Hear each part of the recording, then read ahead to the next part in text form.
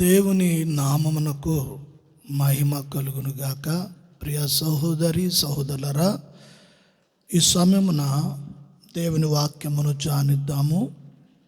నెహెమ్యా గ్రంథము 3వ అధ్యాయము 6వ వచనము 7వ వచనము చదువుదాం. పాత గుమ్మమును బాగు చేయువారు ఎవరనగా పాషేయ కుమారుడైన యెహోయాదాయును బెసజ్యా కుమారుడైన మొషిల్లమాను దానికి దూలములను ఎత్తి తలుపులను నిలిపి తాళములను గడియలను అమర్చిరి. చదివిన వాక్య భాగంలో ఈ ప్రాకారానికి ఉన్న 3వ గుమ్మం, దీని పేరు పాత గుమ్మము అని పిలువబడుచున్నది.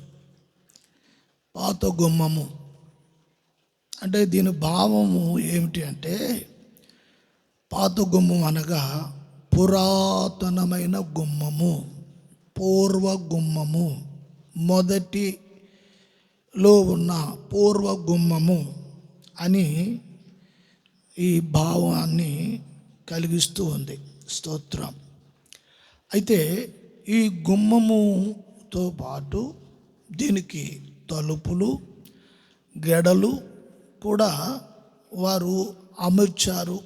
ఆ పనంతా కూడా చేస్తున్న వారి పేర్లు అక్కడ లిఖించబడ్డాయి. ఈ పాడైపోయిన ఈ పాత గుమ్మమును మరలా తిరిగి పునర్నిర్మాణించి ఈ కార్యమంతా కూడా వారు చేస్తూ ఉన్నారు.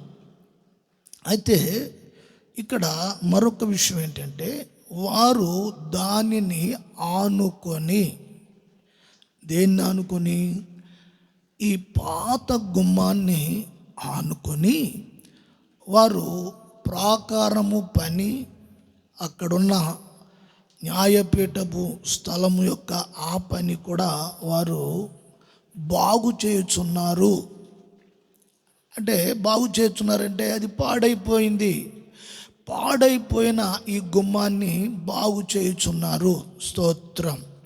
యేసుక్రీస్తు పాడైపోయిన వాళ్ళని అందరినీ కూడా తిరిగి మరలా బాగు చేయటము అనే దాన్ని సూచిస్తూ ఉంది. దీని యొక్క అంతరార్థము మనకి తెలియచేస్తూ ఉంది. దేవునికి స్తోత్రం. అయితే ఈ వాక్యాన్ని ఆధారం చేసుకుని మనం ఇంకా కొన్ని వాక్యాల్లో ఉన్న సత్యాలను మనము పరిశుద్ధాత్మ ద్వారా ఈ విషయాలను ధ్యానిద్దాము. ప్రవక్త అయిన ఇర్మియా ద్వారా దేవుడు ప్రజలకు ఒక విషయాన్ని తెలియచేస్తున్నాడు. ఇర్మియా అంటూ ఉన్నాడు 6వ అధ్యాయంలో 16వ వచనం, యెహోవా ఇలాగు సెలవిచ్చుచున్నాడు, మార్గములలో నిలిచి చూడుడి, పురాతన మార్గములను గూర్చి విచారించుడి, మేలు కలుగు మార్గమేదో అని అడిగి అందులో నడుచుకొనుడి, అప్పుడు మీకు నెమ్మది కలుగును. గమనించాలి, దేవుడు ప్రవక్త ద్వారా మాట్లాడుచూ ఉన్నాడు.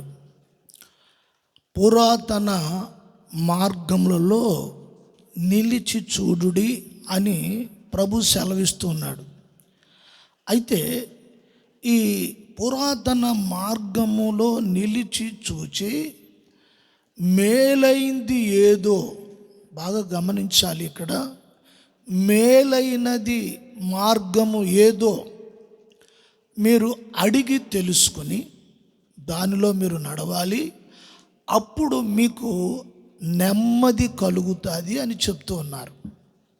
చూడండి, ఈ రోజున మరి అనేకులకు నెమ్మది లేదు. మేలు అనే విషయాన్ని, అసలు మేలంటే ఏమిటి, దాని అనుభవం ఏమిటి, దాని రుచి ఏమిటి, దాని విధానం ఏమిటి అనేది ఈ పాత మార్గం ఏదైతే ఉందో, ఈ పూర్వకాలము మార్గం ఏదైతే ఉందో దానిలో మేలు ఉన్నదట, దానిలో నెమ్మది ఉన్నదట. అడిగి తెలుసుకోవాలట.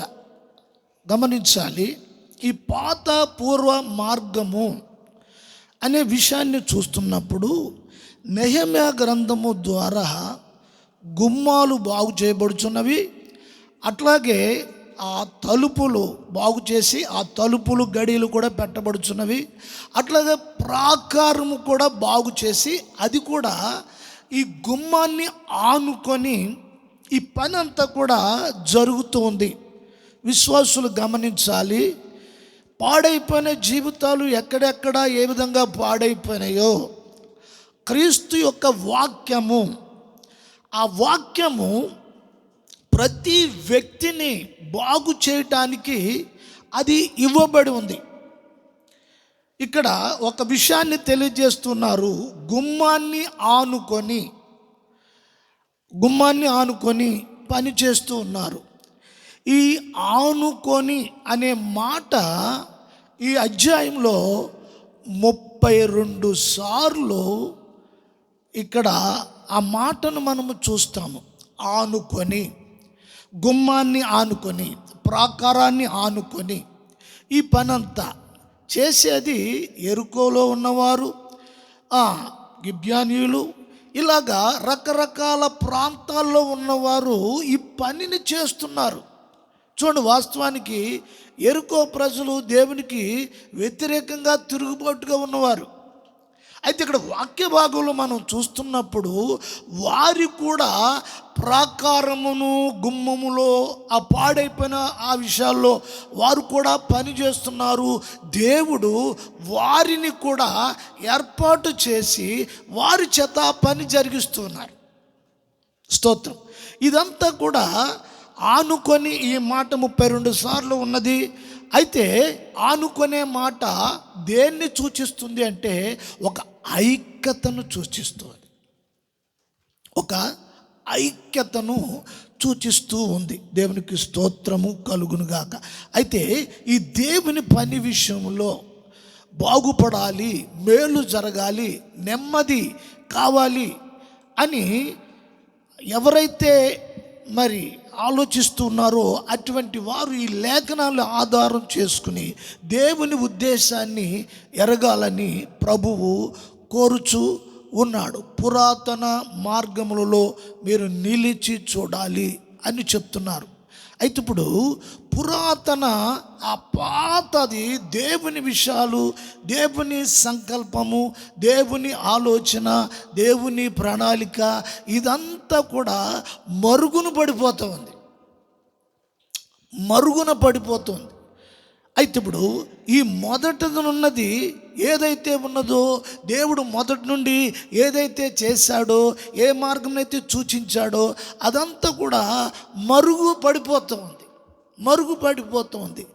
పౌలు కొలస్సీలకు సంఘానికి రాస్తూ కొలస్సీ పత్రిక 1:16-17 వచనాలు, ఏలయనగా ఆకాశమందున్నవనియు భూమి అందున్నవయు దృశ్యమైనవి గాని అదృశ్యమైనవి గాని, అవి సింహాసనములైనను ప్రభుత్వములైనను ప్రధానులైనను అధికారములైనను సర్వమును ఆయన యందు సృజింపబడెను. సర్వమును ఆయన ద్వారాను ఆయనను బట్టి సృజింపబడెను. ఆయన అన్నిటికంటే ముందుగా ఉన్నవాడు, ఆయనే సమస్తమునకు ఆధారభూతుడు. పౌలు ఈ మాటలు చెప్తున్నాడు. ఈ మాటలు ఎవరి గురించి చెప్తున్నారు అంటే ప్రభు అయిన యేసు క్రీస్తుని గూర్చి చెప్తున్నారు.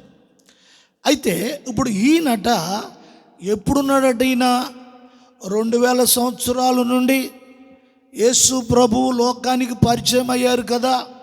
అంతకుముందు ఎంతోమంది గనులు అనబడిన వారు, మహాపురుషులు అనబడిన వారు, ఎంతో యోగ్యులు అనబడిన వారు, పూజింపబడిన వారు, పూజింపబడుతున్నవారు ఎంతోమంది మరి క్రీస్తు కంటే ముందున్నారు కదా అని మనము లోకోక్తిలో అంటే లోక పద్ధతిలో మనం చాలా వింటూ ఉంటాం.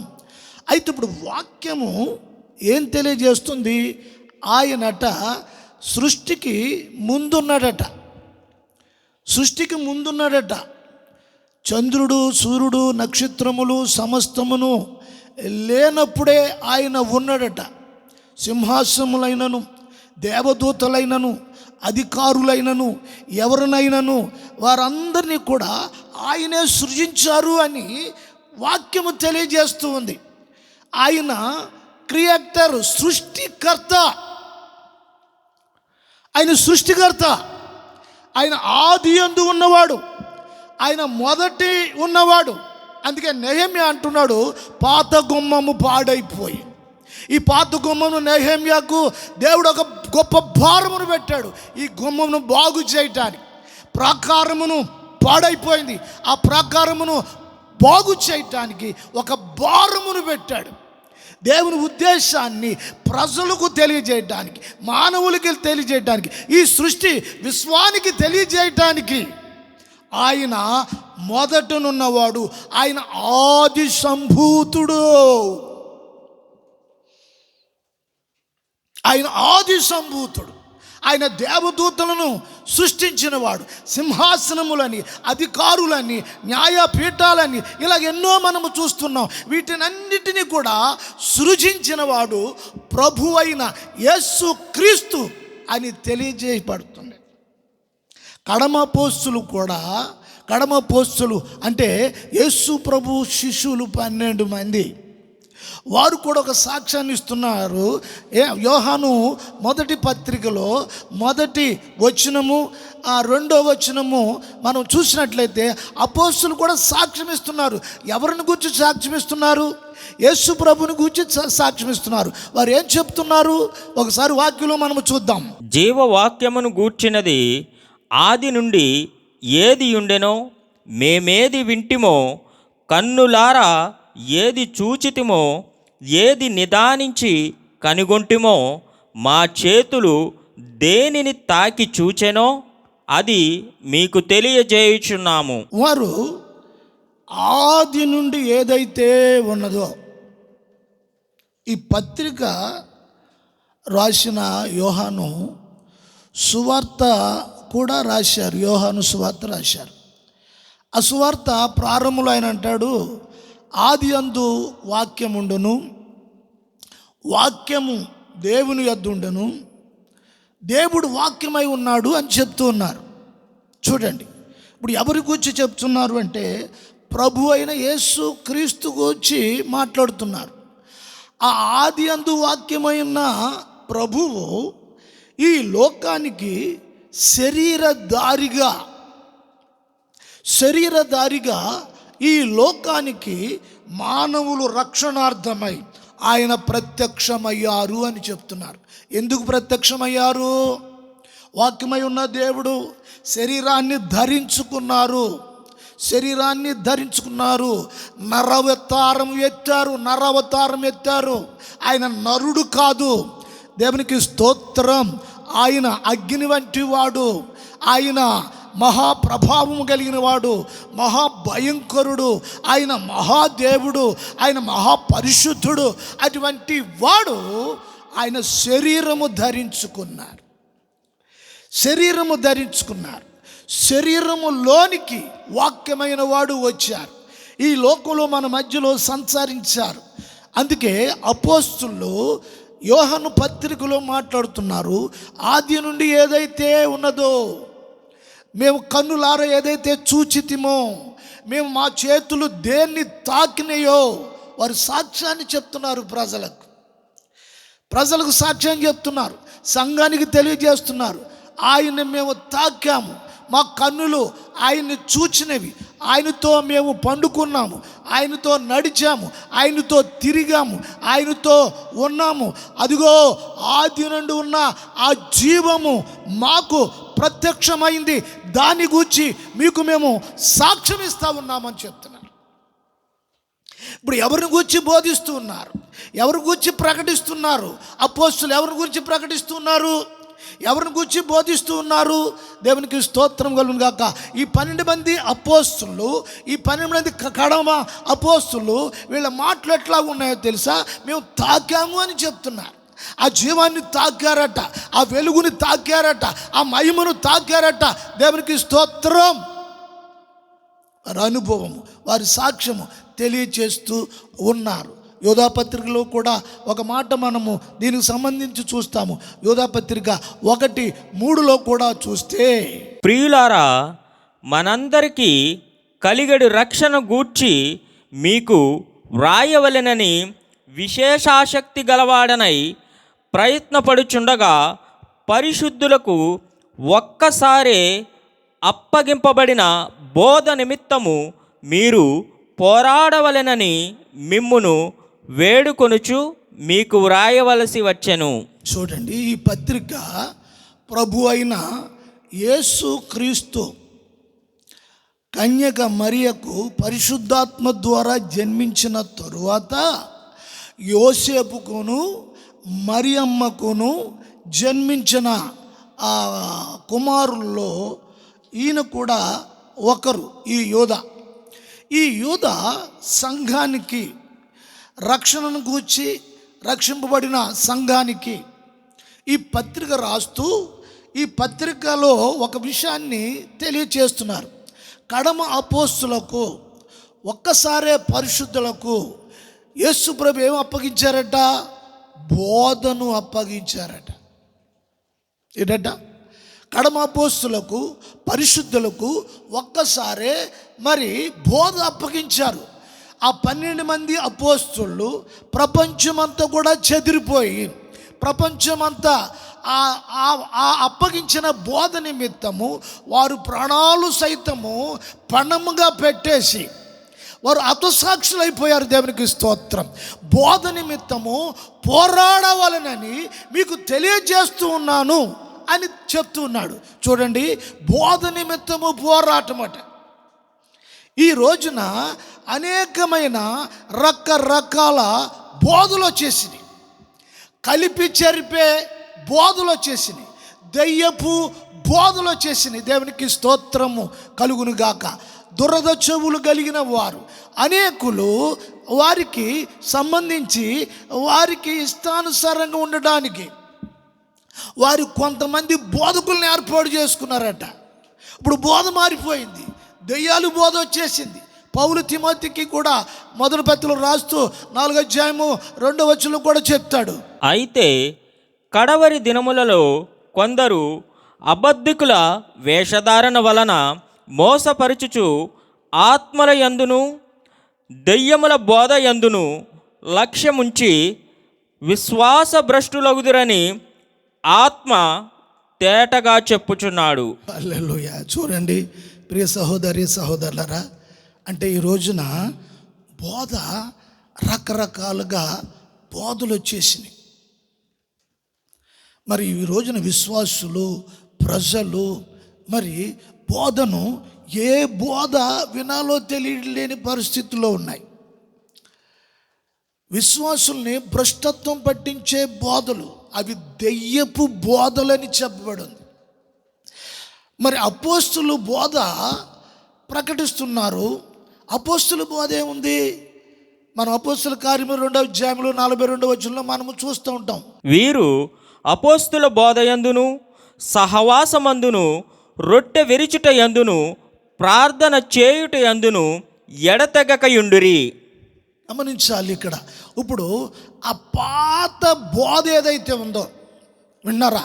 ఆ అపోస్తుల ఫౌండేషన్ పునాది ఏదైతే ఉందో, ఆ అపోస్తుల బోధ మీద ఈ రోజున ఎంతమంది విశ్వాసులు ఆ బోధ కోసం ఎదురు చూస్తున్నారు?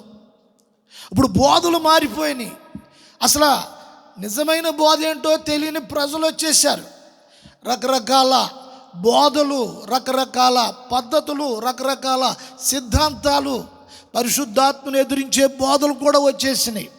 అవి దెయ్యములు బోధ, విశ్వాసులు భ్రష్టులైపోయే బోధ. గమనించాలి, ఎంత దుఃఖకరమైన విషయాలు ఇవి. ఈ రోజున ఈ అపోస్తల బోధ విషయంలో మరి సేవకులు గట పోరాడాలట బోధ నిమిత్తం. ఎవరితో పోరాడాలండి? సాతానుతో పోరాటం ఎట్లాగా ఉంది, దురాత్మలో పోరాటం ఎట్లాగా ఉంది. మరి ఈ అపోస్తల బోధ విషయంలో అబద్ధపు బోధకులు ఎంతోమంది తయారవుతున్నారు కదా. ఇప్పుడు సత్యాన్ని బోధించే వారికి ఇప్పుడు అబద్ధ బోధకులతో పోరాటం.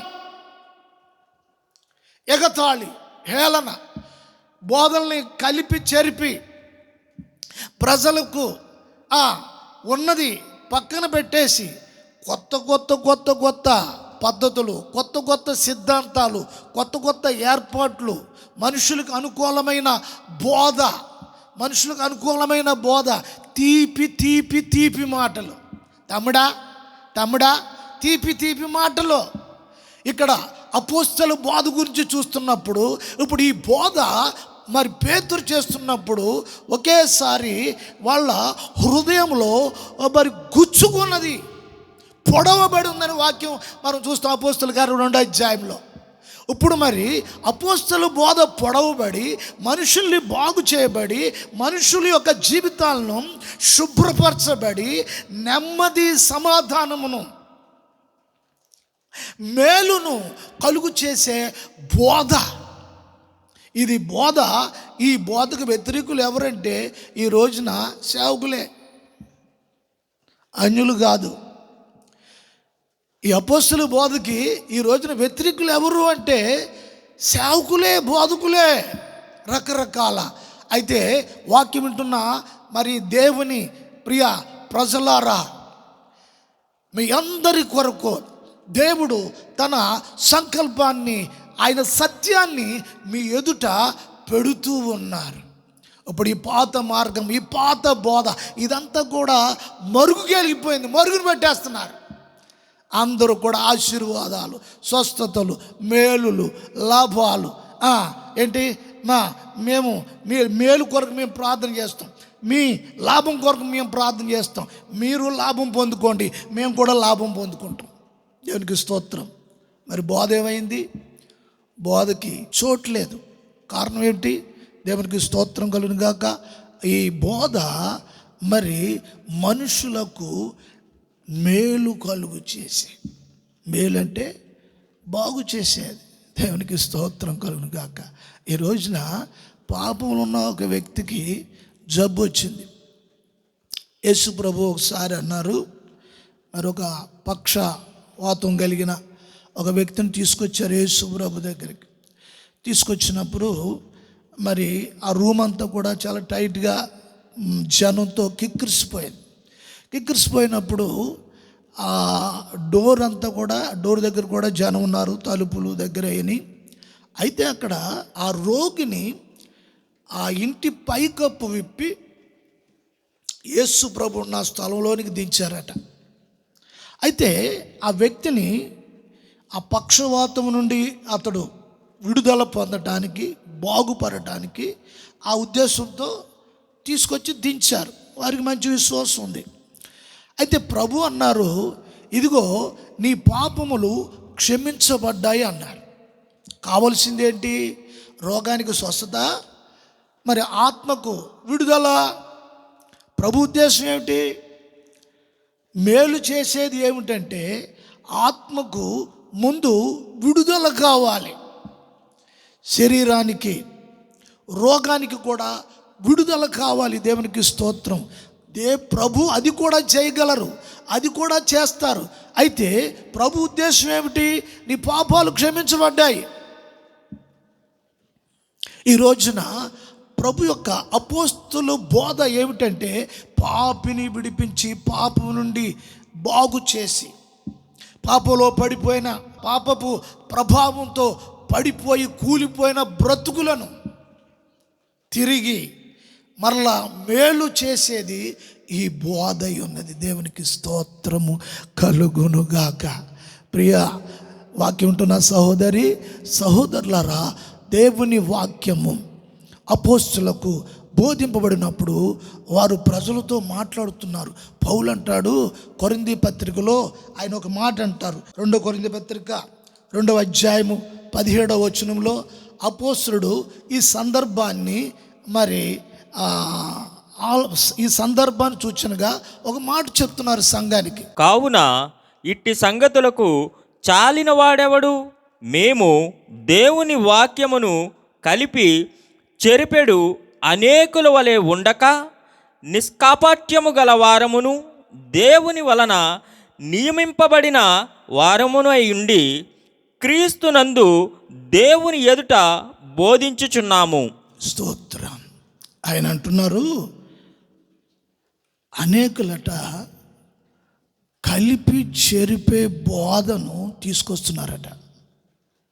పౌలు అంటారు, దేవుని చేత మేము ఏర్పాటు చేయబడ్డాము, ఏర్పాటు చేసి అనేకుల వలె, చూడండి ఎంతమంది ఉన్నారట, ప్రజల్ని చెరిపేసేవారు, బోధను చెరిపేసేవారు, దెయ్యాలు బోధన తీసుకొచ్చేవారు, అనేకులు కలిపి చెరిపేవారు. చూడండి, వాక్యంలో ఒకటి ఉంటే వారు ఇంకోటి చెప్తారు, ఒకటి చదివిస్తారు, ఇంకొకటి చెప్తారు, ఏదో కథ. ఇప్పుడు అంతా కథలమయం అయిపోయింది కదా. వాక్యం సూటిగా నీకు తగులుకొని నీ హృదయంలో ఉన్న పాపం నుండి పరిశుద్ధాత్మ విడిపించాలని ఆయన ఆలోచన చేసి, ఆయన ఈ లోకంలో మరి ఒక కన్యకను తయారు చేయాలని, యేసు ప్రభు ఈ లోకంలో ఒక కన్యకను ప్రభు తయారు చేయాలి అని ఈ లోకానికి ఆయన వచ్చి పాడైపోయిన వాళ్ళందరినీ పరిశుద్ధపరిచి శుభ్రపరిచి లోకంలో నుండి వారిని బయటికి తీసుకురావడానికి ప్రభు ప్రయత్నం చేస్తూ ఉన్నారు. అయితే ఇప్పుడు అనేకులట కలిపి చెరిపేసి లోకములోనే మరలా కూడా వారి లోకంలోనే స్థిరపరచాలని బోధ చేసి, ఈ లోకమే శాశ్వతము, ఈ లోకమే శాశ్వతము, ఈ లోకమే శాశ్వతము వాళ్ళ హృదయంలో బాగా స్థిరపరుస్తున్నారండి మాటలు. లోకంలో ఉన్నాం, మనకు అవి కావాలి కదండి, ఇవి కావాలి కదండి. నిజమే, ఇవన్నీ కావాలి, వద్దని కాదు. అయితే ఇప్పుడు వాక్యం యొక్క దృష్టి ఏమి చెప్తుంది, వాక్య ఉద్దేశం ఏమిటి, దేవుని ఆలోచన ఏంటి, ప్రభు ఈ లోకానికి వచ్చిన ఉద్దేశం ఏమిటి, దేని కొరకు ఆయన వచ్చారు. ఇప్పుడు ఇదంతా కూడా మరుగైపోతుంది, ఇదంతా మరుగైపోతుంది. మరి ఈ విషయాలు తెలియాలి అంటే అపోస్తులు బోధ దగ్గరికి వచ్చేటప్పటికి ఆ పాత పురాతనమైన మార్గమును మనకి పరిచయం చేయడం అనేది జరుగుతుంది. ఈ పని చేసేవారు ఎవరంటే పరిశుద్ధాత్మ దేవుడి కృపాకాలంలో పనిచేస్తూ ఉన్నారు కదా. సత్యము కొరకు అన్వేషించేవారు, సత్య అన్వేషులు ఎంతోమంది ఉన్నారు, వాక్యం కొరకు అన్వేషించేవారు ప్రజలు ఉన్నారు, బోధల చేత బుర్ర పాడైపోయిన వాళ్ళు ఎంతోమంది ఉన్నారు. అయితే ప్రియ సహోదరులారా, అయితే ఇప్పుడు వాక్యము ఏం తెలియజేస్తూ ఉంది, సూటిగా ప్రభు నిమిత్తం ఏర్పాటు చేయబడిన వారు అపోస్తులు ఆ బోధ బోధిస్తున్న సమయంలో, అయితే ఆ బోధలో ప్రేమ, ఆ బోధలో ప్రేమ ఉంది. ఆది నుండి మొదటి నుండి ఆ ప్రేమనే ప్రకటిస్తూ ఉన్నారు. అసలు ప్రభు ఈ లోకానికి రావటానికి ముఖ్యమైన మూలము ఉద్దేశం ఏమిటంటే ప్రేమ. ప్రేమ ఆత్మఫలాల్లో కూడా మనం చూస్తాము. మొట్టమొదటి ఆత్మఫలము ప్రేమ. ఆత్మఫలము ప్రేమ. విశ్వాసులు కూడా గమనించవలసిన విషయం ఏంటంటే ఆయనలో ప్రేమ ఉంది. మొదటి నుండి కూడా ఒకరిని ఒకరు మీరు ప్రేమించుకోవాలని అది ఆజ్ఞ ఇవ్వబడి ఉంది. అది మొదటి నుండి ఉంది. ఎప్పుడు? అది మొదటి నుండి ఉంది. అది మధ్యలోంచి వచ్చింది కాదు, 2000 సంవత్సరాల క్రితమే వచ్చింది కాదు. ఇది ఎప్పుడు?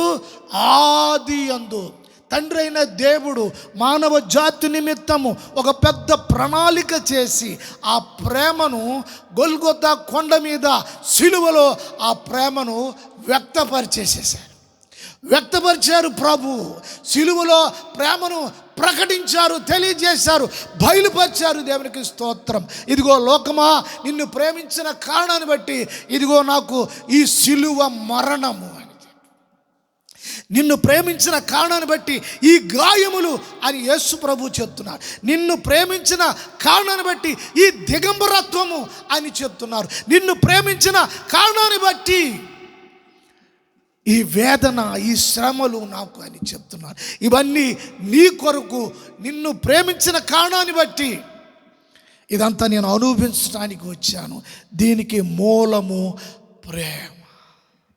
దీనికి మూలము ప్రేమ. అపోస్తలుల బోధలో ప్రేమ ఉంది. ఆ ప్రేమ మనుషుల మధ్యలో, బంధువుల మధ్యలో, రక్త సంబంధుల మధ్యలో ఉండే ప్రేమ లాంటి ప్రేమ కాదు అది. ఆ ప్రేమ ధనం ఉంటే అందరూ బంధువులే, అన్నీ కలిసి వస్తే అందరూ చుట్టాలే, ఏమీ లేకపోతే ఎవడు నిన్ను పట్టించుకోడు. అటువంటి ప్రేమ కాదు. రోగం వచ్చి మూలన పెడితే ఎవరు దాయాదులు ఎంతోమంది ఉంటారు, వారు దూరంగా ఉంటారు. ధనం వస్తే ఎంతోమంది ఉంటారు.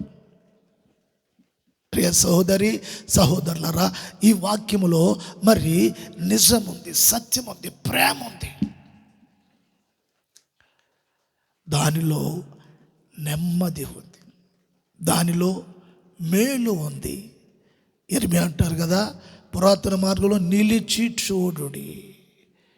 ఒక్కసారి ఆ పాత విషయాన్ని పరిశుద్ధ గ్రంథములో నుండి ఈ బోధించేవారు ఎవరు అంటే పరిశుద్ధాత్మ దేవుడు ఇవన్నీ తెలియజేస్తూ ఉన్నాడు. ఆ పాత బోధన తీసుకొస్తాడు, పాత బోధని. మరి నిజంగా ఈ రోజున ఎవరికైనా అట్టి ఆసక్తి ఉంటే ఆ ఆసక్తి ఉన్న వారి దగ్గరికి ప్రభువే ఈ బోధను పంపిస్తారు. కారణం ఏంటి? సత్యాన్వేషణ కొరకు ఎదురు చూస్తున్న వారి దగ్గరకు ఈ బోధను పంపిస్తారు, ఈ వాక్యాన్ని పంపిస్తారు. ఆ వాక్యం చేత వాళ్ళు ఆకర్షింపబడతారు, ఆ ప్రేమను పొందుకుంటారు. ఆ ప్రేమను బట్టి వాళ్ళు నెమ్మది కలిగి ఉంటారు, ఆ ప్రేమను బట్టి వారు సమాధానం కలిగి ఉంటారు. యోహాను పత్రికలో, ఆ మొదటి పత్రికలో 3వ అధ్యాయంలో 11వ వచనములో, మనమొకరినొకడు ప్రేమింపవలననున్నది మొదటి నుండి మీరు వినిన వర్తమానమే కదా. ఈ వర్తమానం అంట మధ్యలోంచి వచ్చింది కాదట. ఈ వాక్యం, ఈ బోధ ఏమండి, ఈ బోధ మధ్యలోంచి వచ్చింది కాదు, మొదటి నుండి అంటే ఆదిలో ఉన్నది. ఇది ఏమై ఉంది? మనము ఒకరినొకడు ప్రేమింపవలననున్నది మొదటి నుండి మీరు వినిన వర్తమానమే కదా. ఈ వర్తమానము, ఈ బోధ మధ్యలో వచ్చిందా? దేవునికి స్తోత్రం కలుగును గాక. హల్లెలూయా. ఈ బోధ బోధిస్తే కొంతమంది అంటారు, ఇదేంటి, ఇది వ్యతిరేకమైన బోధ, ఇది ఎక్కడ బోధ, ఇది విడ్డూరంగా ఉంది, అది వద్దు ఇది వద్దు అది అంటారు. నిజం, అది వద్దు ఇది వద్దు అంటే ఎలాగండి? అన్నీ కావాలి కదండి. దేవునికి స్తోత్రం కలుగును గాక. హల్లెలూయా. ఆచారాలు కావాలి, సంప్రదాయాలు కావాలి, అవి కావాలి, ఇవి కావాలి అని చెప్తూ ఉంటారు. వాటికి అనుగుణంగా వాటిని సమర్థించేవారు ఈ ఒక్క పురాతన మార్గం నుండి సాతాను వారిని వేరు చేస్తుంది. ఇది మొదటి నుండి ఉన్నది అనే విషయము అనేకులకి తెలియకుండా ఇదేదో మధ్యలో ఉన్నది, ఇదేదో కొత్త బోధ అన్నట్టు. కొంతమంది చెప్తారు కదా, ఇదేదో కొత్తగా ఉంది, ఇదేదో కొత్త బోధగా ఉంది, అమ్మో ఇదేదో ఘాటుగా ఉంది. దేవునికి స్తోత్రం. ఒక్క ప్రసంగము పేతురు చేస్తే 3000 మంది పశ్చాత్తపడి కన్నీటితో గుండెలు బాదుకున్నారండి. అక్కడ నూనె బుడ్లు లేవు, వాళ్ళ పాపముల గురించి పశ్చాత్తపడ్డారు. బాధ ఏం చేసిందంటే, ఒక పాపిని ఆ పాప నుండి విడిపించాలనే ఉద్దేశం ప్రభువుది. ప్రభు ఆ పాపపు బానిసత్వము నుండి విడిపించి మేలు చెయ్యాలి. ఆ పాపము నుండి విడిపించటమే మేలు, ఇదే మేలు. మరి ఆ పాపములో ఉండి భక్తి అనేది, ఆశీర్వాదం అనేది, వాగ్దానాలు అనేవి ఇవన్నీ పొందేసుకుని పాపం నుండి నశించిపోతుంటే యేసుక్రీస్తు సిలువలో ప్రాణం పెట్టి త్యాగమంతా వారి జీవితంలో వ్యర్థమైపోతుంది. అందుకే ఆ మొదటి ప్రేమను మరలా తిరిగి పొందుకోవటానికి, ఆ ప్రేమను పరిచయం చేయటానికి పరిశుద్ధాత్మ దేవుడు మనందరితో కూడా మాట్లాడుచున్నాడు. ఒకరినొకరు సహించుకోవటం, ఒకరినొకరిని భరించుకోవటం, ఇది సహజంగా మనుషులు మనస్తత్వాలను బట్టి భరించాలంటే కష్టంగానే ఉంటుంది. అయితే అపోస్తలు బోధ ఏం చేస్తుంది, ఏమి నేర్పిస్తుంది అంటే ఒకరిని ఒకరు సహించుకోవాలి, భరించుకోవాలి. ఇది ఆది నుండి ఉన్న వర్తమానమే. ఆది నుండి ఉన్న వర్తమానమే. ఈ వర్తమానము కొత్తగా ఇచ్చిన ఆజ్ఞ కాదు, ఇది ఆది నుండి ఉన్నది. ఆది నుండి వాక్యం ఉంది, ఆది నుండి యేసు ఉన్నారు. దేవునికి స్తోత్రము కలుగును గాక. హల్లెలూయా. చదువుతున్న సమయంలో ఇక్కడ ఈ ప్రాకారము నెహెమ్యా పాడైపోయినప్పుడు ఆ పని బాధ్యత విషయంలో ఆయన పూనుకున్నాడు చేయటానికి. ఆ పాత విషయాలన్నీ కూడా తీసుకొచ్చి పరిశుద్ధాత్మ దేవుడు మన ముందుట కుమ్మరిస్తున్నాడు, తెలియజేస్తున్నాడు. దేనికి స్తోత్రం. యెరికో పట్టణంలో ఉన్న ఆ రహాబు అనే ఆ వేశ్య, ఆమె మారు మనసు పొందింది. ప్రభు కృప ఆమెకు దొరికింది, రక్షణ ఆమెకు దొరికింది. వేశ్య బ్రతుకు మారిపోయింది, మహిమను అనుభవిస్తుంది, పరిశుద్ధతను అనుభవిస్తుంది, యథార్థతను అనుభవిస్తుంది, దేవుని వాగ్దానము ఆమె అనుభవిస్తుంది. దేవునికి స్తోత్రము కలుగును గాక. పాపి అయిన జక్కయ్య ఆ యెరికోలోనే ఉన్నాడు. అతడు కూడా, ఆ జక్కయ్య కూడా ఆ కృపను పొందుకున్నాడు. పాడైపోయిన జీవితాలన్నీ కూడా తిరిగి పునర్నిర్మాణము చేయడానికి పరిశుద్ధాత్మ ఆ పాత అపోస్తలుల బోధను తీసుకొచ్చారు. అదే మనుషులకి రక్షణ కలుగు చేసేది. అదే పురాతన మార్గము, ఆ రక్షణ మార్గమే, ఆ పురాతన ఆ ద్వారము ఆ యేసయ్యే. దేవునికి స్తోత్రము కలుగును గాక. ఆ పురాతన మార్గమే, ఆ త్రోవే యేసయ్య. దానికోసమే, దాన్ని బాగు చేయటానికి ఆ ద్వారంలోకి వచ్చిన వాళ్ళందరూ బాగుపడిపోతారంట, మేలులు పొందుతారట. దేవునికి స్తోత్రం. ఆత్మ సంబంధమైన దీవెనలు వారు అనుభవిస్తారట, సమాధానం అనుభవిస్తారట, నెమ్మది అనుభవిస్తారట, శాంతిని అనుభవిస్తారట, మేలును అనుభవిస్తారట. మరి ఇవన్నీ కూడా అనుభవించాలని ఎంతమందికి కోరికగా ఉన్నది. ఎంతమంది ప్రార్థనా పూర్వకంగా, మీరు ఎంతోమంది ప్రార్థన చేసేవారు ఉన్నారు. యథార్థంగా ప్రార్థన చేసే తల్లులు ఉన్నారు, సహోదరులు ఉన్నారు, మరి ఎంతోమంది అన్యులు కూడా ఉన్నారు. వారికి ఉన్న పరిస్థితులను బట్టి ప్రభు దగ్గరకు వచ్చి ఆ మందిరానికి వెళ్ళి ఇంతో అంతో కానుకేసి దండం పెట్టుకుని, అయ్యా ఇదిగో మా పిల్లల పరిస్థితి ఎట్లా ఉంది, నా భర్త పరిస్థితి ఎట్లా ఉంది, నా ఉద్యోగం పరిస్థితి ఎట్లా ఉంది, నా కుటుంబ పరిస్థితి ఎట్లా ఉంది అని ఎంతో నమ్మకంతో వచ్చి వేసేవాళ్ళు వారు ఉన్నారు. నువ్వు ఎటువంటి స్థితిలో ఉన్నా సరే నీ జీవితాన్ని బాగు చేసే ఉద్దేశము మొదట క్రీస్తుకు ఉంది. బాగు చేసిన తర్వాతే నీలోనికి ఆయన ఇచ్చే దీవెన ప్రవేశిస్తుంది. ఆ పురాతన మార్గంలో నిలిచి చూడాలి, అడిగి తెలుసుకోవాలి. ఆ పాత మార్గమే ప్రభు అయిన యేసు క్రీస్తు మార్గము. హల్లెలూయా, హల్లెలూయా. ప్రియులారా, మరి ఈరోజు నీ వాక్యము వింటున్న మీ జీవితాలలో మరి ఇటువంటి ఆశ ఎంతమందికి ఉంది? నిజంగా ఇవి కావాలని మరి నువ్వు అడిగినప్పుడు మీ జీవితాల్లో ప్రభు అనుగ్రహించడానికి ఆయన సిద్ధంగా ఉన్నారు. మరి ఏ బోధలో నీవు ఉన్నావు? ఏ బోధ నిన్ను భ్రమపరుస్తుంది? ఈ విషయాలు ప్రభు మాట్లాడారు.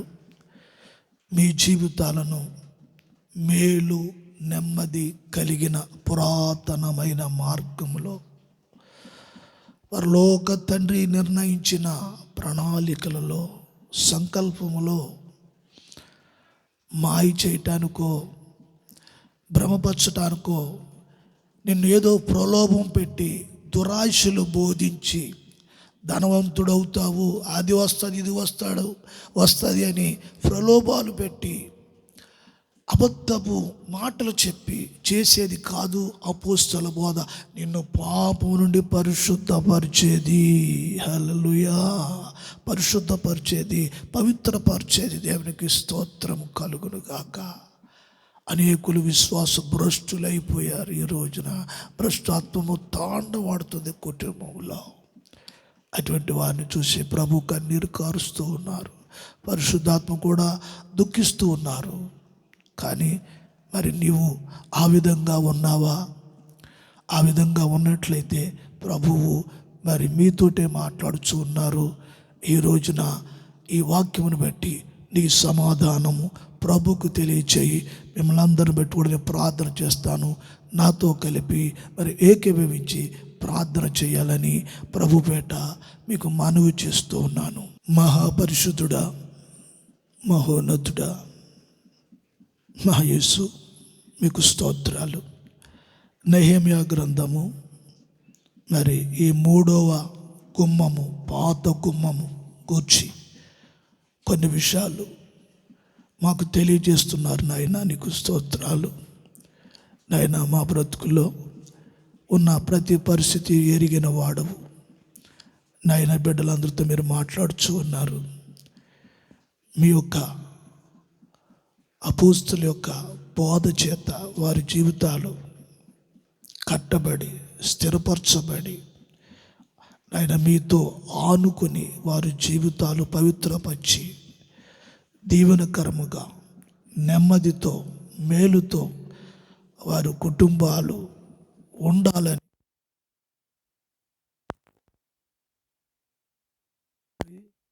నీ సేవకుడుగా మరి ఆయన ప్రార్థిస్తూ ఉన్నాను. ఈ ప్రార్థన బట్టి వారి జీవితాలు ఆశీర్వాదకరముగా ఉండాలని, ఆ ఒక్క నెమ్మది మేలు వారి కుటుంబాలు అనుభవించాలని దేవుని దాసునిగా హృదయపూర్వకంగా కోరుకుంటూ వారిని ఆశీర్వదించమని యేసు నామమున ప్రార్థిస్తున్నాము తండ్రి. ఆమేన్.